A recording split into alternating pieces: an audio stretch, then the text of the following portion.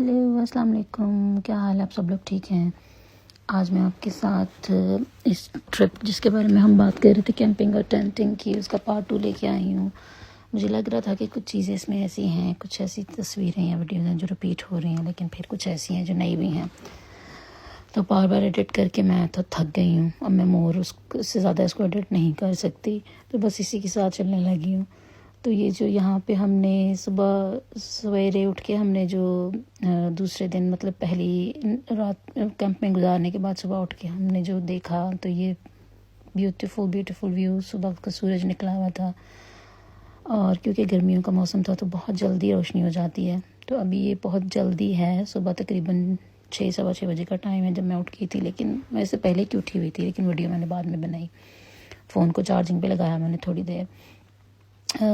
تو یہاں پہ آپ دیکھ سکتے ہیں کہ کتنا خوبصورت، پرسکون، خاموش جو ہے وہ نظارہ تھا۔ کچھ ہمارے نیبرز میں بھی لوگ رات کو موو ہوئے تھے، وہ ٹینٹ جب ہم سوئے تھے تو اس وقت خالی تھا، لیکن صبح تک اس میں لوگ آ گئے ہوئے تھے۔ تو وہ لوگ بھی ناشتہ کر رہے تھے بیٹھ کے، باہر آگ جلائی ہوئی تھی۔ ہم نے آگ نہیں جلائی تھی کیونکہ ہم لوگوں نے جانا تھا لیگولینڈ کے لیے، تو ہمیں جلدی تھی، میں وہاں جلدی پہنچنا تھا۔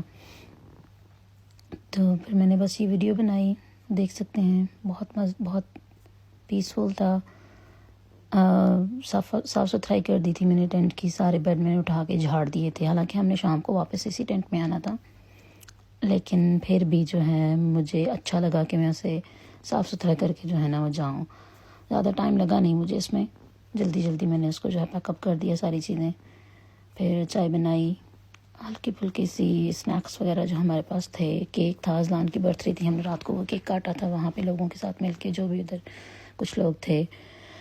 تو باقی محمد گروسری کر کے آئے تھے، نیئر بائی کوئی ٹاؤن تھا، وہاں سے پیزا وغیرہ لے کے آئے تھے رات کو کھانے کے لیے۔ تو وہ پھر ہم نے ناشتہ کیا صبح اٹھ کے، یوگرٹ اور بریڈ کے ساتھ، انڈے بنائے، آملیٹ بنایا، پھر ہم لوگ نکل گئے۔ اور باقی ایسے ہی لگ رہا تھا جیسے ہم پاکستان کی سڑکوں پہ، مجھے وہ یاد آ رہا تھا، ایسی خوبصورت سڑکوں کے بیچ میں سے جب ہم جاتے تھے نا نانی ماں کے گاؤں، تو اسی طرح ہم ڈرائیو کر کے جاتے تھے، تو سڑکوں کے دونوں طرف سے جو ہیں وہ درخت جو ہیں وہ ایسے بنائی ہوتی تھی، ٹنل سے بنائی ہوتی تھی۔ باقی یہاں پہ ایک چیز میں نے دیکھی جو بہت زیادہ انسپائرنگ تھی، رک کے میں ان گھروں کو دیکھ رہی تھی۔ بہت بڑا پرانا گاؤں تھا، کوئی بڑا پرانا گاؤں نا، اس میں سے ہم لوگ گزر رہے تھے۔ تو آپ دیکھیں ان کی جو چھتیں ہیں نا، وہ کتنی ڈفرینٹ طریقے کی بنی ہوئی ہیں۔ وہ ایسے گھاس پھوس جو ہوتی ہے نا، اس کو انہوں نے اچھی طرح سے کمپریس کر کے تو اس کا انہوں نے وہ چھتیں بنائی ہوئی تھیں۔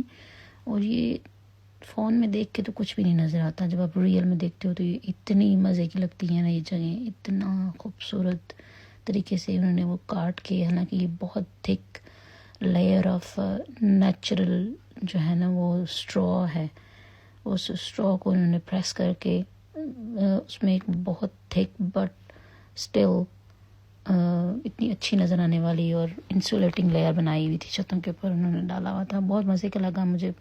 کافی سارے گھر جو ہے نا میں نے دیکھے اس طرح کے، ان کے گیٹس کے اوپر لکھا ہوتا ہے کہ کب کے وہ بنے ہوئے ہیں، تو بہت پرانے 100-150 سال 200 سال پرانے گھر جو ہے نا وہ ہم نے دیکھے وہاں پہ۔